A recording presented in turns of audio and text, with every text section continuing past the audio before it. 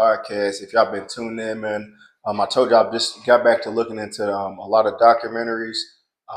One I didn't actually know all the information on.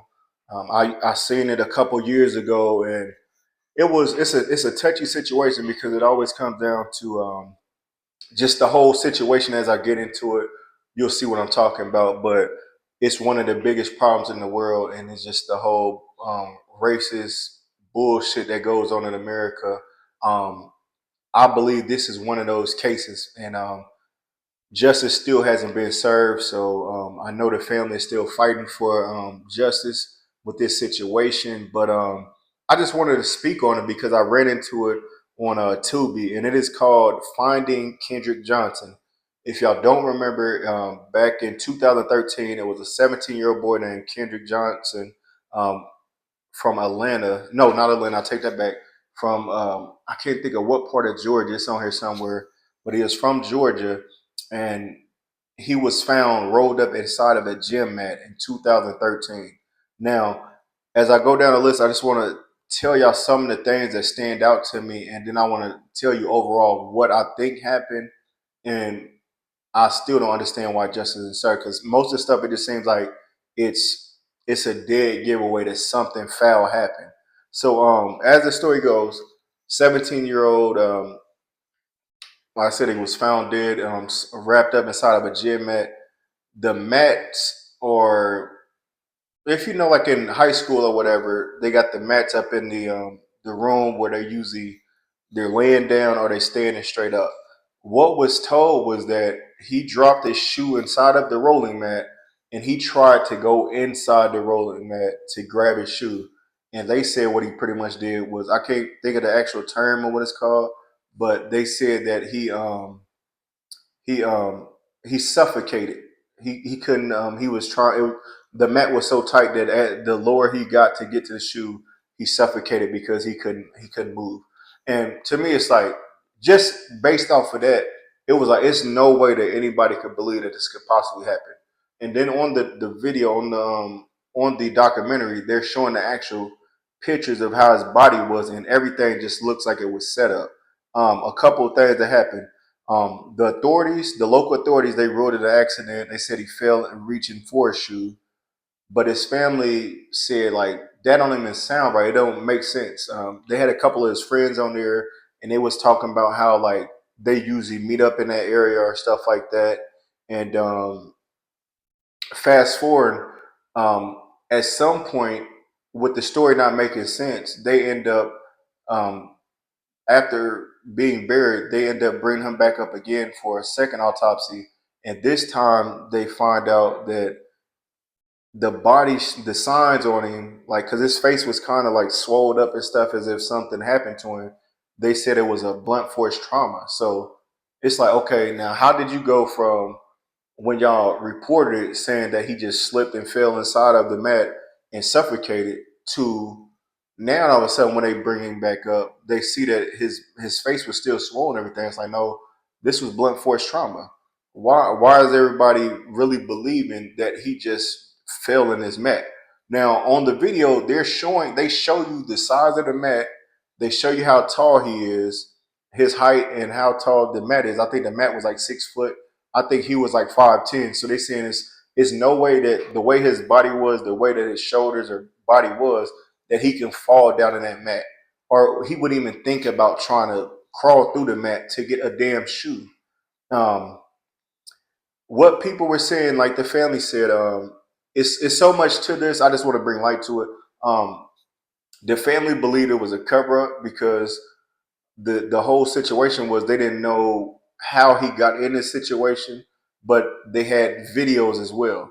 And that's why I bring up the whole cover up thing, was because on the video, what the video shows is it shows Kendrick walking down the hallways that day, and then they show him. It goes, all the cameras go to the gym, and it shows him like jogging across the gym, but it doesn't show, for some reason it cuts off and doesn't come back on for a whole hour. So it shows him running, but not one video shows what he's running from, who he's possibly who he's running from. And on top of that, for the video, why is it a whole complete hour missing off all the videos in the school? So it's like it got to be a cover up because somebody in school knew how to work the cameras. They knew when to cut it off. They knew when they was going to do what they was going to do. And that brings me to the next point. What was this all over? They get down to the point that it had something to do with these two brothers. His friend was on this documentary talking about it. These two brothers, they look actually they look kind of bigger than him at that, and they were on the documentary as well. One of the brothers, they were I guess he tried to bully Kendrick a lot on the bus or whatever. And this one day on the bus, Kendrick got the best of him. So on, they was wrestling or whatever, and Kendrick kind of embarrassed him. And they said, okay, this could be possibly a reason why this happened. But then on the other hand, they said that Kendrick was being involved with one of these, a younger girl at high school. Well, of course, his age or whatever. But I think the girl, well, she was a Caucasian girl, and she was probably involved with one of their brothers, and they felt jealous that she was messing with a black dude. So they decided, hey, we're gonna get rid of this dude. And the perfect way to get rid of him is they maybe, to me, I think, to get to my opinion, I think that they end up jumping him back there and got the best of him, and they beat him with something, or maybe Kendrick was getting the best of him, and they hit him with something, threw away the evidence, but they beat him and rolled him up in the mat and left him in there. And they had somebody in the school working the cameras to know, like, once you see him going to the gym, to cut the camera off, because like I said, it was perfect to where they cut the camera off for a whole hour, and when it came back up, it was like it shows all the angles again, but that part of the tape is missing. The family, man, what made it hard to watch was because I could only imagine getting that call to your family, or you waiting for your kid to get home from school and they don't come, and then when you calling a phone and calling a friend and stuff, everybody saying, "Look, I haven't seen your child, man," and that's sick. Like being a father now, I know what it feels like to have a child, and just knowing that I would never be able to sleep knowing that somebody took my child somewhere or took them away from me, man. I will want revenge for the rest of my life. The family has been, I won't say just peaceful, but they've been doing protests, they've been doing silent marches and everything, and they still haven't got the answers they've been looking for, man. Um, so with this whole situation, as far as the system goes, this part of Georgia, like I said, it's not Atlanta. It's like deep down south. So I think it plays a part that racism still exists in a lot of America. No matter what people say, I know a lot of people try to say, "Oh, you shouldn't keep on bringing up the past." I remember as I was growing up, when I spoke on racial stuff that has happened to me, um, people would say that you should put it behind you. It's like, no, that's not how this works.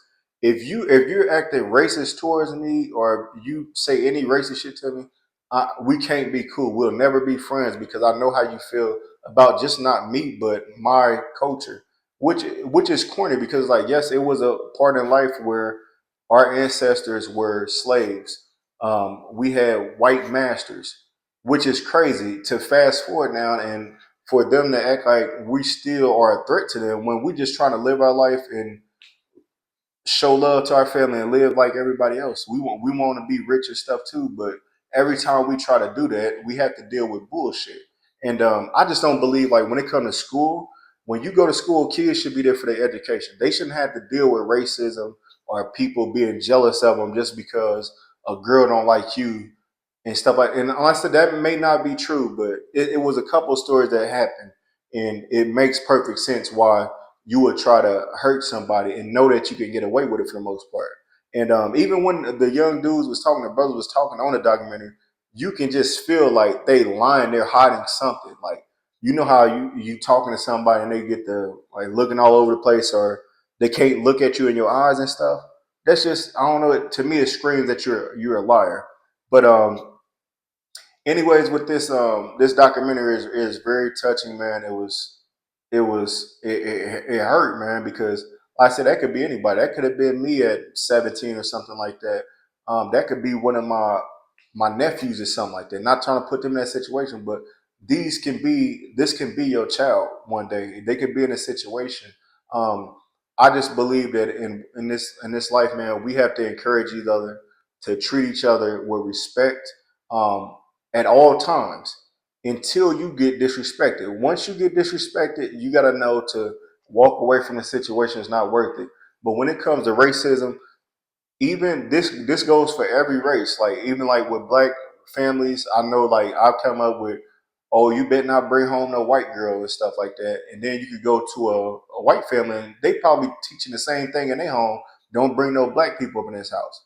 At some point, we have to say, look, if this person is a true friend to you and treat you with respect, like you a child of God, as we all are supposed to be, then cool, y'all can be cool. But if you gonna only want to bring me around to be the token friend to say, oh, I got a black friend or, oh, yeah, I got a white friend, I'm not racist, then just stay far away from me. When it comes to school, get your education, move on with your life. Don't be coming to school trying to start no shit, being jealous of people just because of the color of their skin. It's corny, it's played out, it's been played out for years. So, rest in peace to Kendrick Johnson, man. I know I didn't get all the way into the documentary. I just wanted to give out like the quick details of what happened with this situation. Like I said, he got I believe that somebody killed him, and they did a great job of hiding it up. They also said that the dad was working at this school, was a former FBI agent or something like that. So he had a good way of covering it up to make sure that those boys ain't do no jail time. So in the comments, um, let me know what your opinion was on the documentary. It's called Finding Kendrick Johnson. It is on Tubi right now. Just go give it a look out, man. If y'all got an hour and a half, go sit down, watch it. Let me know what your opinion is on the TV show, or on the doc, and what y'all feel about it. How do you feel? What do you believe happened? These are, like I said, these are just my opinions. But watching that, I believe that they set out to hurt that boy, and they hurt him. They killed him. And I just hope and pray that one day that the family gets the justice that they deserve, and whoever was behind this gets the time in prison at the bottom of the prison that they deserve. That's all I got for y'all this week, man. Like, share, and subscribe to the Mechee from the Midwest podcast for your latest TV shows, documentary, and movie updates.